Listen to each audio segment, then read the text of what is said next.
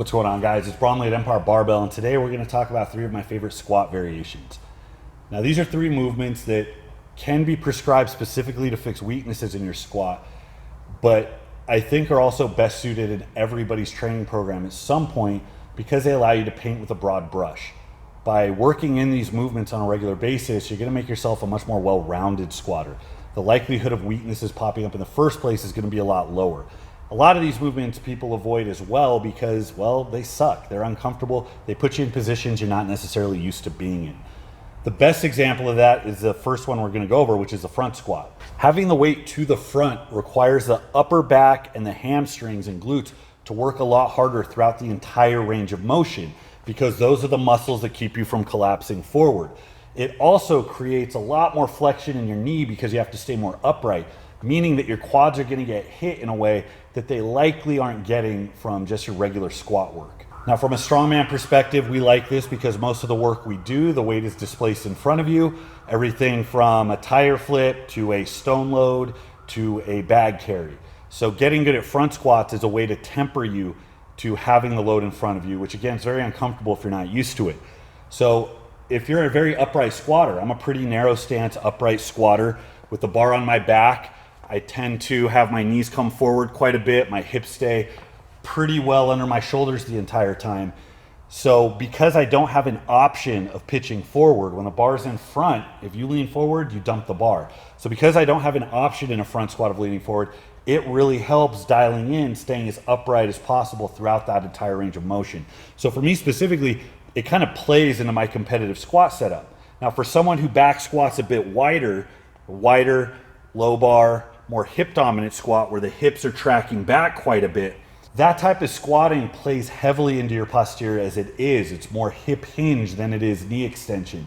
So the best wide stance squatters you see don't tend to have the quad development that the best narrow stance squatters have because the quads don't play quite as big of a role. You know, if you squat in a way where you're getting a really tight knee angle at the bottom versus squatting in a way where your hips are coming back and you're coming just to about 90 degrees and back up, the quads aren't going to be quite as active in that scenario. So this is a great way for wide stance squatters to reinforce those potential weaknesses that they could be getting from having such a specific setup. It's the same way that benching by itself doesn't really build big meaty triceps, but big meaty triceps are very essential when it comes to benching as much weight as possible. It's the same thing with quads. They're not ornaments. They're absolutely active in putting up the biggest possible numbers regardless of what your setup is. And any bodybuilder will tell you that front squats are a great way to really hammer the quads. So when it comes to doing a front squat, grip doesn't really matter. If you're flexible enough to get an Olympic rack position, great. It keeps you honest. It's a lot harder to gut out an ugly front squat, so I like it because it keeps you honest. I used to be flexible enough to get in that position. Those days are long gone, so I cross over. Crossing over, it's not necessarily wrong, but again, if you cross over, you'll find that you can get out of position and you might still be able to keep that bar glued to your shoulders. Don't get in the habit of doing really ugly gutted out front squats. You want to use these to keep a high technical ceiling. Practice perfection. So when I front squat, first thing I do is I get the bar right up to my throat. If you have a good rack position, here's a good tip. If you have a good rack position, if it's on your collarbone, it's behind your delt cap, you should actually be able to keep your arms straight out in front of you. This should essentially be the same as this because your hands won't be pushing the bar into your chest. That's not actually what keeps the bar there. The bar stays put because it's rested in a good position on your collarbone. So to figure out if I have that position, I get it right up to my throat, I round my shoulders forward, get it behind the delt cap, stand up, and that's a solid rack position. So with any amount of weight, I should be able to keep the bar in position throughout the entire rep. So that's where many people struggle, is just finding that good, comfortable rack position. If you're new to it, it sucks. Like you feel like it's choking you, and it just takes time. There's no way around it. The more you do it, the easier it'll get, the less you'll suffer underneath it. Remember that you really have to get your shoulders out in front to create that shelf for the bar to sit on. If you're looking for carryover in, let's say, your strongman event training, I mean, we'll go crazy with these. I've done these for 20 reppers before, and they're not fun.